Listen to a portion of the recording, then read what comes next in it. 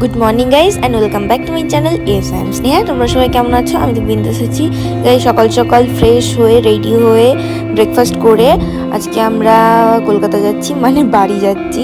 তো এটা জম্মু এয়ারপোর্ট, আমাদের কানেক্টিং ফ্লাইট ছিল একটা জম্মু থেকে দিল্লি, দেন দিল্লি থেকে কলকাতা।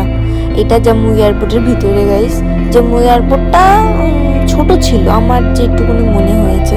তারপর গাইজ আমাদের ফ্লাইটের টাইম হয়ে গিয়েছিল, আর এখানে আমি একটু ঢং করে নিচ্ছিলাম গাইজ। এখানে মা দাঁড়িয়ে আছে। আর গাইজ এই ফ্লাইটটা একদম বাজে কারণ একটু পরেই বুঝতে পারবে। আর আমি এখানে আমার সিটে বসে পড়েছিলাম। এবার দেখো বাজে কেন বুঝতে পারলে তো? এই ফ্লাইটের কাজগুলো দেখো, বাইরে কিচ্ছু দেখতে পাচ্ছিলাম না। আর এখানে গাইজ মা ফ্লাইটে উঠলেই প্যানিক টাইপের হয়ে যায়, তো বাবার হাত ধরে এখানে বসে আছে। আর উপরটা দেখো গাইজ কি সুন্দর লাগছে দেখতে। আর আমরা যেন এখানে না হারিয়ে গিয়েছিলাম, কারণ দিল্লিতে 3টে টার্মিনাল। আর আমরা জম্মু থেকে যে ফ্লাইটটা করে এসেছি ওটা ল্যান্ড করেছিল টার্মিনাল 1-এ, আর আমাদের আবার নেক্সট ফ্লাইট ছিল টার্মিনাল 3 থেকে। তো সেই জন্য বিশাল গন্ডগোল হয়ে গিয়েছিল। তারপর আমরা বাসে করে টার্মিনাল 3-তে যাই। তারপর ওখানে অনেকক্ষণ ওয়েট করার পর তারপর ফ্লাইট আবার 2 ঘন্টা লেট ছিল। তারপর কিছু খাওয়া দাওয়া করে বসেছিলাম, বোর্ডিংয়ের টাইম হয়ে গিয়েছিল। আর তোমাদের গাইস কি বলবো, আমাদের কাশ্মীর ট্রিপটা সেই আন্দামান ট্রিপের মতো খুব ভালো টাইপের ছিল না, কারণ খুব গন্ডগোল হয়েছিল।